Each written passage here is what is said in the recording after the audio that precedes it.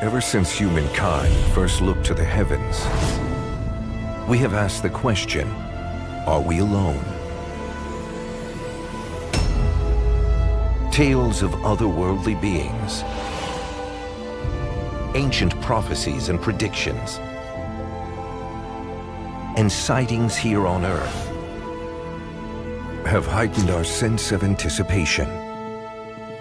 But in recent years, these claims have become more frequent. Do you believe our government has made contact with intelligent extraterrestrials? Something I can't discuss in public setting. More insistent. Biologics came with some of these recoveries. And ever more dramatic.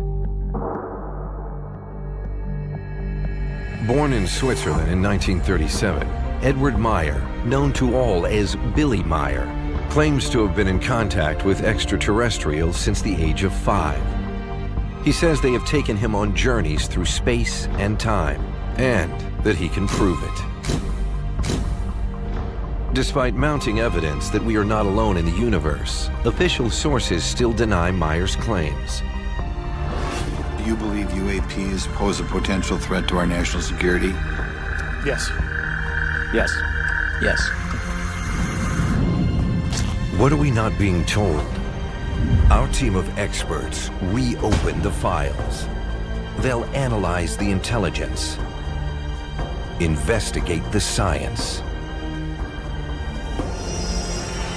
and reveal the truth.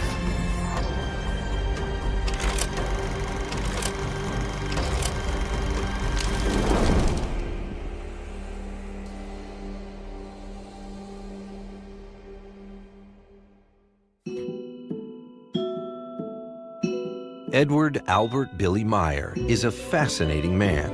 If his life story is to be believed, he has traversed the world on foot, held more than 300 jobs, and conversed with royalty, dictators, and holy men. He also claims that since 1942, he has been in contact with aliens from a different dimension and has traveled through time and space with them. The Billy Meier case is highly controversial. Billy Meier was born on February 3, 1937, in the town of Bülich, Switzerland. He was the second child of shoemaker Julius Meier and his wife Bertha. 5 more siblings would follow.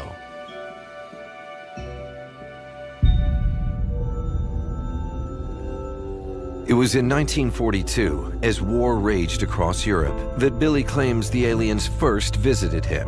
He claims they began communicating with him telepathically when he was 5 years old. It was the start of their decades-long mission to make Billy a messenger for all mankind. Billy was what was known as a Waisenkind, where poor Swiss children were taken from their parents and forced to work under abusive circumstances. One fateful incident would change the course of his life. Billy, in his youth, was being abused by some neighborhood woman. Apparently, she had hit him with a towel, and he didn't take to that too well, and he abused her back and was put into a type of juvenile detention.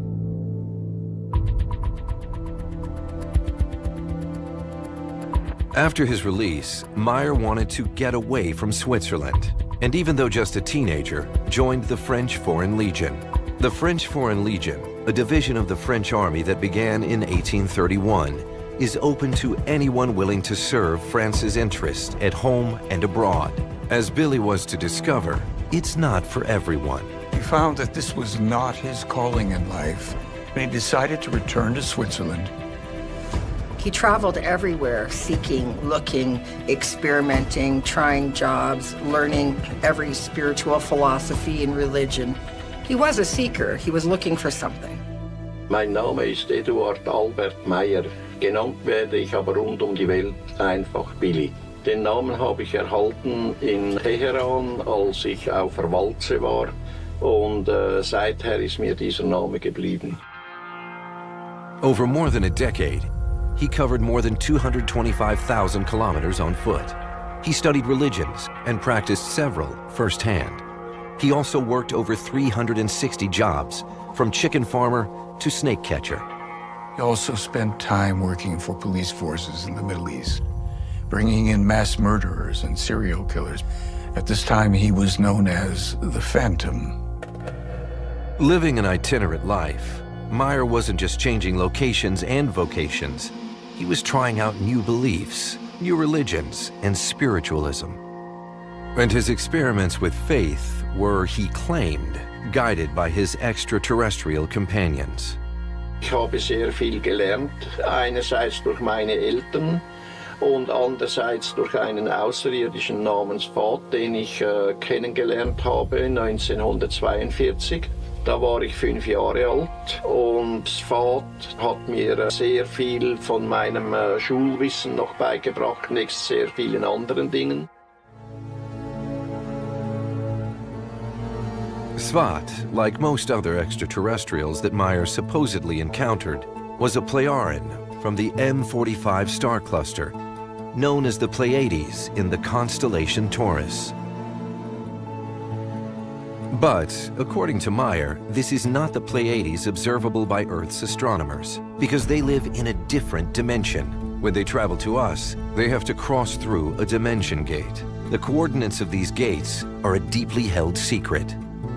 The reason why the Pleiaren were contacting Billy, he was told, related to an ancient mission reaching back many thousands of years.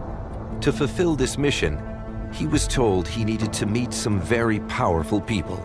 Svath then introduced him to various international governments and heads of state, diplomats, and other important people. Das Fahd hat mich auch hier und da zu irgendwelchen Staatspersonen gebracht, die ich kennengelernt habe und mit denen ich sprechen konnte. Zum Beispiel der Gandhi in Indien, dann in Ägypten drunten der Farouk von heutiges Äthiopien, habe ich den Selassie kennengelernt. It was an incredible time in the young man's life, but more wonders were to follow. Als Svat gestorben ist, anfangs der 50er Jahre, hat sich bei mir eine weibliche Stimme gemeldet und kurz darauf ist eine junge Frau erschienen namens Asket, die dann mit mir Kontakt aufgenommen hat. Und diese Kontakte haben dann wiederum 11 Jahre lang gedauert. His guide may have changed, but the introductions to famous people on the world stage continued. Saddam Hussein habe ich auf einer meiner Reisen kennengelernt in Bagdad. Er war damals ungefähr im gleichen Alter, als mein Alter betragen hat. Ich war damals 22 Jahre alt. Er war bereits ein Mensch, der sich der Kriminalität zugewandt hatte und hat gesagt, wenn er mal irgendwie ans Ruder komme, dann würde er alles tun, um vom Volk anerkannt zu werden, selbst wenn er einen Heiligen spielen müsste. Not all of Billy's adventures were terrestrial, however. Billy claims to have traveled the solar system and visited a planet full of dinosaurs. Billy even claims to have met the real Jesus Christ, who was an ET named Emmanuel. Als Immanuel gelebt hat, der später fälschlicherweise Jesus Christus genannt wurde. Und der hat aber niemals etwas damit zu tun gehabt, mit dem, was aus seiner Lehre als Religion dann entstanden ist. Immanuel war ein Mensch von der Erde, er war erdgeboren. If claiming to know the real Jesus Christ wasn't controversial enough, things soon took an even more heretical turn. In 1963, Billy claims that he and a former Greek Orthodox priest, Isa Rashid, were guided by the Pleiarans to a hidden tomb on the outskirts of Jerusalem. It had lain undisturbed for nearly 2,000 years.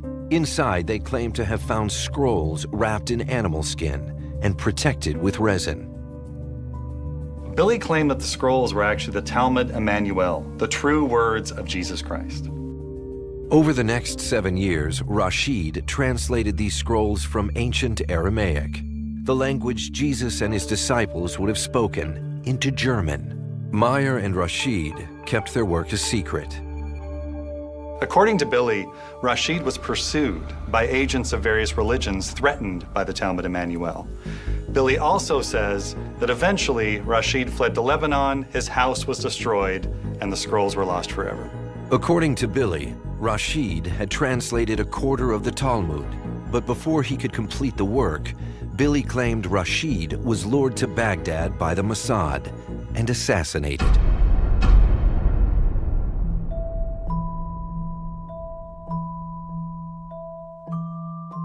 With the scrolls lost and Rashid killed, all that Billy had were partial translations. Luckily, the Playaran apparently provided another copy of the scrolls. The final edition was published in 2011. A year after discovering the scrolls, Billy traveled to India, where the Playarans granted him a special opportunity. Als ich 1964 in Indien war, da habe ich gelebt bei einem Mönchen und dort erstmals ich Strahlschiffe fotografieren konnte. He was no longer alone in his alien encounters. Phobal Chang is the granddaughter of the monk with whom Billy lived while in India. She is also a retired UN diplomat and a friend and supporter of Meier's. She too claims to have witnessed the spaceships Billy spoke of during his trip. I would see it once a week or sometimes twice a week, ship over the Ashoka Ashram. Sometimes I would see more than 2. There is no record of Chang mentioning her sightings of these spaceships prior to her reconnecting with Billy in the 1990s. Since then, however, her story has remained unchanged. In the 1960s, as Billy Meier made his way around the world telling key political and religious leaders of his encounters with an alien life form known as the Playaran, he would occasionally fall into harm's way. And in August 1965, while traveling in Turkey, tragedy struck. While traveling in Turkey, Billy Meier was on a bus with his arm out the window. Bus was hit by another bus, and Billy eventually lost his arm. It must have been very difficult for him.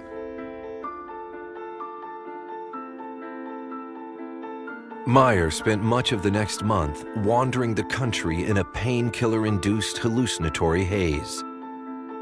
Once he had recovered, he resumed his travels. He eventually moved from Turkey to Greece. After traveling for 20 years, Billy met his wife Calliope, and eventually they settled in Switzerland.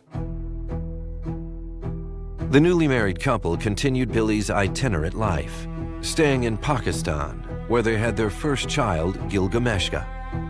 In 1970, they returned to Billy's native Switzerland, where they settled down and had 2 more children, Atlantis Socrates and Methusalem.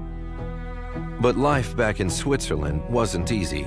Meier was surviving on his disability payment and a little money from raising chickens. He yearned for something deeper. It was 1974, and Billy Meier placed an ad in a magazine requesting anybody to come and talk to him who have had any type of paranormal or metaphysical experience. The ad generated enough interest to form a small study group. At one of the meetings, he told the group about his regular encounters with aliens and shared his photos. The news slowly began to spread. Meier's claims were virtually unknown in the Western world until a UFO investigator named Wendell Stevens took an interest in his case and started publicizing it widely in the United States. He brought with him a team that included private investigators and independent scientific experts. In the end, he stated categorically that Billy's were the most spectacular photos he had ever seen. In 1979, Stevens and his team published the first English-language books about Meier and translations of his writings. Soon, the whole world learned about Billy Meier. Billy was very interested in creating a community, providing him the ability to spread the wisdom that he says or claims that he received from the Playarans. He established the free interest group Universal, or FIGU. He gained devoted friends and followers who had complete faith in his accounts of alien contact. But he also began to attract equally devoted skeptics, eager to debunk him. And they have been attacking Billy Meier ever since. It was then Billy undertook what he considered to be his official mission. In January 1975, he was visited by Semyazi, another female Plejaren. They would meet more than 100 times and travel through time and space. And Billy finally had the photos and films to prove it.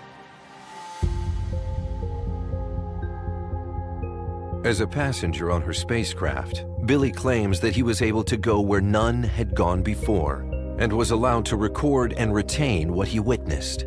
With his own camera, he documented his voyages to outer space and all the way to Venus. He goes into detail about what it was like on the beam ship, how it allowed him to take photographs, and his journey around the solar system. He states the 61 million kilometer flight to Venus was so fast, he only had time to view the monitoring system. Billy said it was a glass panel 50 by 50 centimeters big, and it produced incredible vivid images in 3D form. He describes plunging through kilometers of thick cloud cover to see the relatively flat and barren landscape of Venus that isn't as pocked with craters and volcanoes as once believed. He turned out to be right, for good reasons. The Soviet Venera missions of the 60s and 70s had orbited the planet, and some probes had landed on the surface. All the images taken by the probes were in the public domain. Billy Meier also said Semyazi took him around Mercury, Mars, and a few other planets. On the return to Earth, Semyazi and Billy witnessed the historical docking of the American Apollo spacecraft with the Soviet Soyuz capsule. This happened on January 15th, 1975, and it was a significant step toward improving East-West relations during the Cold War. The Cold War affected every facet of global politics, including the space race. Many did not believe they would ever see the two rivals collaborate on an Apollo-Soyuz docking mission, a so-called handshake in space. As millions around the world tuned in to watch the event happen live on television, Meier claimed he had a ringside seat and that he and Semyazi were able to witness the docking from space. He said they took many photos. Photos that only widened his credibility gap. For instance, when looking at a Soyuz spacecraft, they could look at the compartment and see the two cosmonauts cramped inside. Billy's pictures look exactly like the ones that NASA took, and down to every particular. There are no differences. The implication is that he just borrowed them from NASA. According to critics, that's common practice for Meier and Figu. Meier claims to have taken pictures of dinosaurs on a distant planet.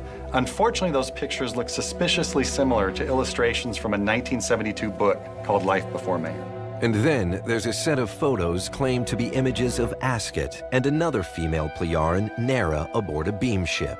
Asket and Nera are actually Michelle Delafave and Susan Lund. They're in a dance troupe called the Gold Diggers, but Billy claims this was all a hoax perpetrated by the Men in Black. Billy claims that his genuine photos and films had been intercepted by government operatives who had substituted false images to discredit him. And although Meier claimed that many of his photographs were tampered with to discredit him, there is, as yet, no conclusive proof. The photos of Asket and Nera are not faked, but were manipulated.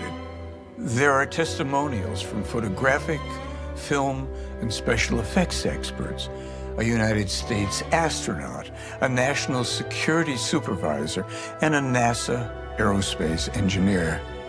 They have all authenticated Billy Meier's photographic evidence. A UFO researcher did go to a lab that Billy Meier claimed to have had his photos analyzed in. The lab states that they have never analyzed any of Billy Meier's photos. They tested these UFO photos under non-disclosure agreements. Secrecy was obviously critical. So when other UFO researchers inquired, they would deny any involvement. Some of Billy's images and films have proven far more robust against challenges than others. He took over 1,400 clear, primarily daytime, UFO photos and films, all of which remain irreproducible In the footage, you can see saucer-shaped ships rising and falling as they fly across the landscape. According to Meier, this was the impact of riding the resonance of the Earth's magnetic field. Other clips show a ship disappearing from the film and then reappearing from nowhere. This, he said, is because they have technology that allows them to slip into our dimension and back to their dimension and then into ours again through what he called dimension gates. And another focuses on a so-called Tortenschiff, or wedding cake ship. Skeptics were quick to point to Meier's previously debunked UFO photos, accused of being models suspended by wires, or photos taken from novel angles. But Wendell Stevens investigated the photos further and brought them to NASA's Deep Space Network. Test results showed no evidence of a hoax. They also tested metal samples Meier claimed to have been given by Semjazi. Wendell Stevens took the artifact to an IBM research scientist at the Advanced Systems Development Division lab in San Jose, California. He determined that the sample contained a highly unusual combination of elements, including the rare earth metal thallium. It would have been a major development, except some claimed the scientist had made an innocent error, reviewing the data, and the element was found to be aluminum, commonly found in many household objects. Aside from the physical evidence, experts in photography, cinema, and special effects who have examined Billy Meier's images and videos were taken aback. Japanese broadcaster Nippon TV could find no cuts or edits in the film, and experts at Uncharted Territory, an Oscar-winning special effects house, studied the footage, and as far as they could determine, the film was not a hoax, and they would have to use CGI if they wanted to achieve that effect today. Robert Post, the head of the photo lab at NASA's Jet Propulsion Laboratory, said he couldn't see anything fake about the photos. Wally Gentleman, who managed Stanley Kubrick's special effects on 2001: Space Odyssey, said it would cost around $50,000 to achieve these shots if they were faked. The footage was even analyzed by a computer scientist at the U.S. Geological Survey. Eric Eliason, who developed software for the Viking and Voyager space probes, put it through his systems to detect any artificial intervention. It spotted nothing. These experts stopped short of suggesting that the film showed anything extraterrestrial, but they appeared convinced that what they were looking at was not faked. As a scientist, I'd want to know exactly what the experts looked at photogrammetrically. Did they look at the lens parameters? Did they look at the lighting? Did they look at perspective? Did they look at the grain? What did they actually look at, and how did they reach their conclusions?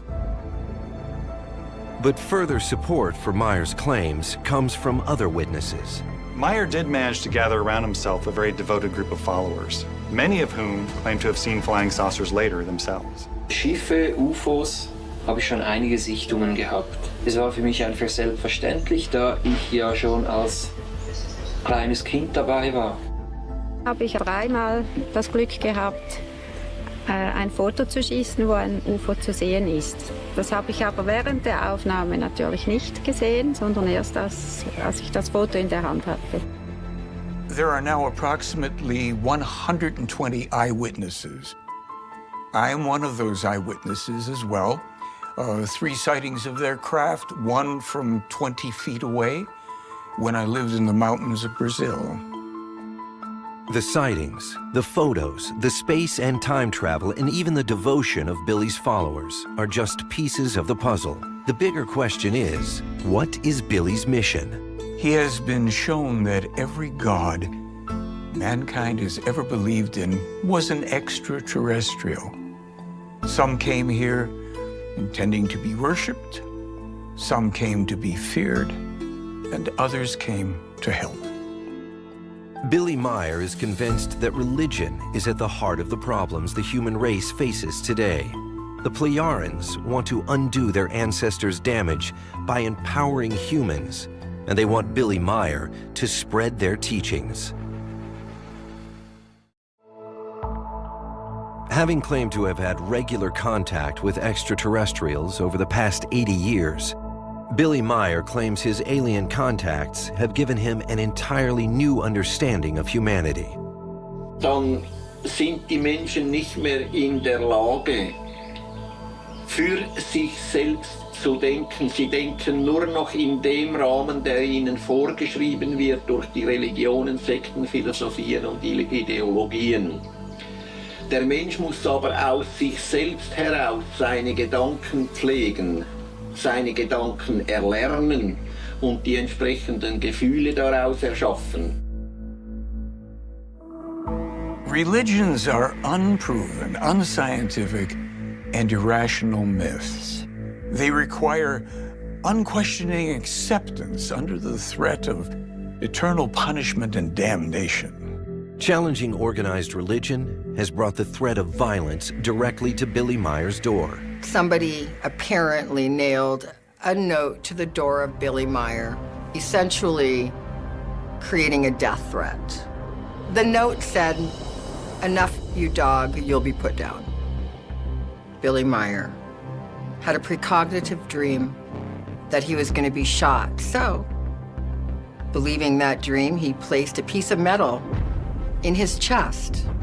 And later, luckily, it was there because he says he was shot and saved by that very piece of metal. Meier continued his mission, uninjured and undeterred.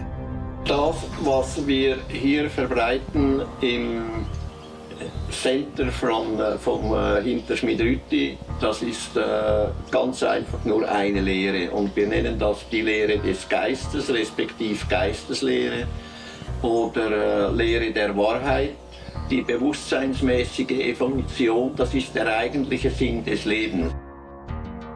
Typing with one hand, Billy has managed to transcribe 10,000 pages of contact reports containing conversations with the Plejaren.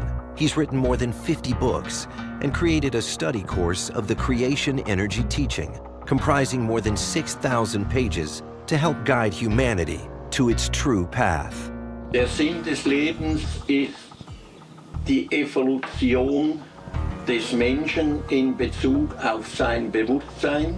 Das ist seine absolut eigene Verantwortung. Er muss gerade stehen dafür. Er muss das Positive und das Negative, das er durch seine eigenen Gedanken und Handlungen und Gefühle erarbeitet, auch selbst tragen und auskosten.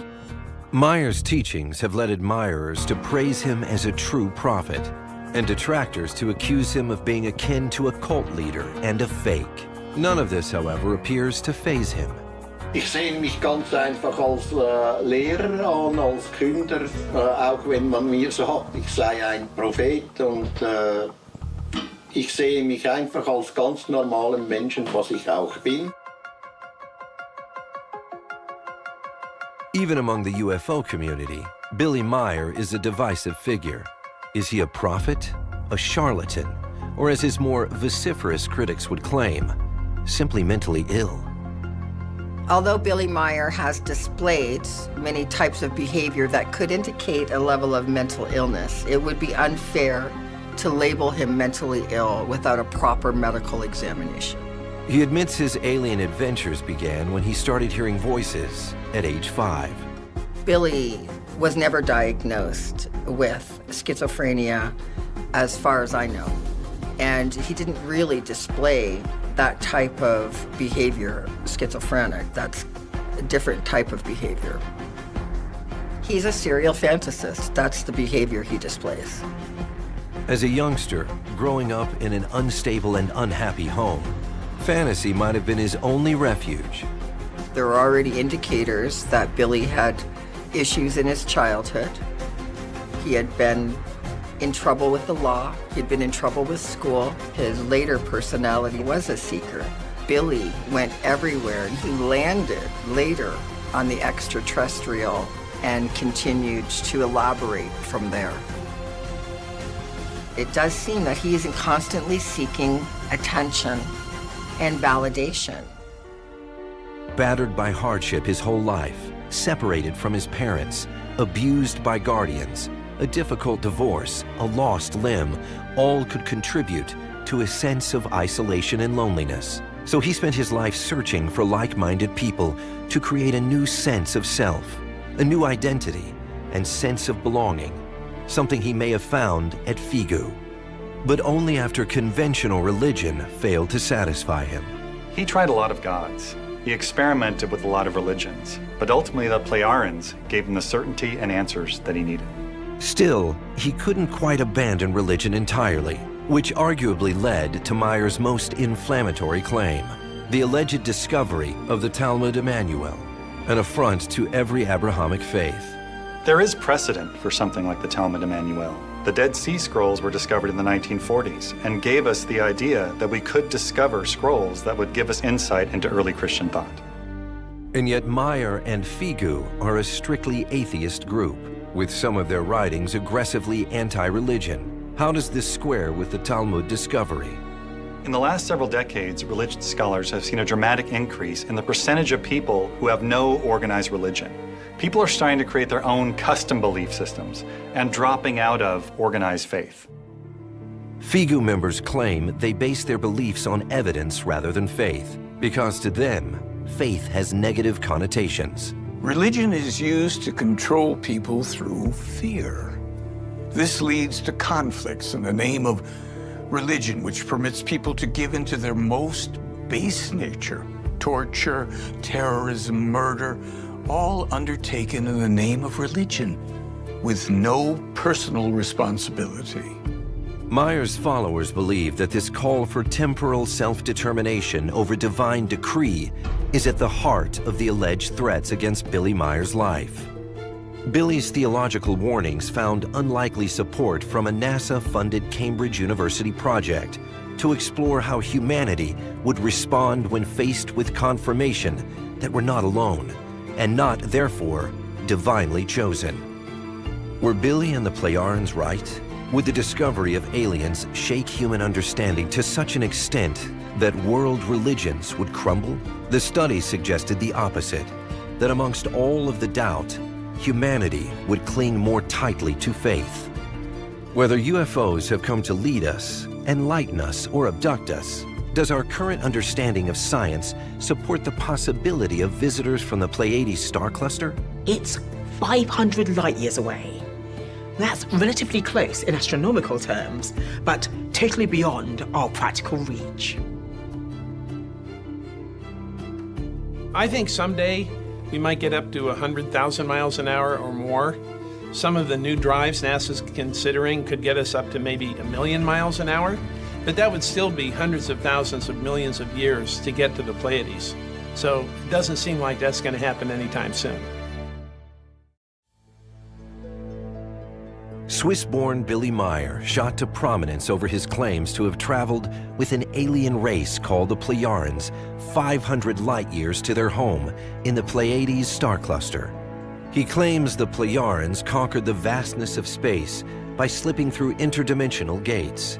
But how well are his claims backed up by current thinking in quantum mechanics and astrophysics? The multiverse theory suggests that our universe may be one of many parallel universes that sit under the umbrella of the multiverse. It's like the sliding doors concept, the idea that different possible outcomes of quantum events leads to a multiplicity of parallel universes. There are theories of multiple parallel universes springing from quantum mechanics, but there's no evidence that it's actually true, let alone that it would be possible to pop back and forth between the alternate universes. In the 1980s, string theory proposed a grand theory of everything, including four-dimensional space-time. String theory suggests that the fundamental constituents of the universe are actually made up of tiny vibrating strings that contain more dimensions than we're used to with three-dimensional space and time. It's these possible extra dimensions and how they relate to our universe that we're just beginning to understand. When he began discussing these interactions with the Plejarians, could Billy Meier have been aware of these theories? The idea of the multiverse was first proposed by physicist Hugh Everett and his many worlds interpretation back in the 1950s. According to the many worlds interpretation, when a quantum measurement is made, every possible outcome occurs, but each in a separate universe. This means there could be an infinite number of parallel universes, each with its own set of laws and conditions. So what we consider to be normal earthly reality isn't necessarily universal. These universes could have different fundamental constants, different laws of physics, and even different initial conditions. Different initial conditions means that you could create a universe that we might not even be able to perceive. If the multiverse is real, then could anything, even the claims made by Billy Meier about the Plejarians, be possible? We're not even close to testing the theory. We don't know how to yet. But in a reality with infinite universes, you have to acknowledge infinite possibilities, even crazy claims like Billy's. And if these claims are true, then what of Billy's role as a prophet? He has made many strikingly accurate predictions that have come true. Meier's never published these things as theories, but always as statements of fact, and he's never had to redact, retract, edit, or remove any of them. FIGU member Michael Horn is convinced of Billy's gifts. Some of the over 200 specific examples of prophetically accurate information published by Meier before official discovery include Meier's 1951 predictions of the climate crisis, the ozone damage, and environmental destruction. Meier's 1948 predictions of strong earthquakes in central Italy that would occur between 2015 and 2017, and the existence of hundreds of thousands of undersea volcanoes that encircle the Earth. Just recently, scientists discovered 19,000 of them. Meier's 1987 predictions of the destruction of the World Trade Center on 9/11, the creation of computerized AI weapons. If he did make these prophecies in advance of the events, what are the implications? If the Plejarians gave Billy prophecies related to the future, it would indicate the existence of beings with abilities and skills well beyond our own. In short, it would be seismic. His students are confident that time will validate Billy's claims, and his prophecies will be his enduring legacy. In 1958, he sent a document of nearly 150 predictions to a selection of UN heads of state. All the predictions were specific, some of them remarkably so.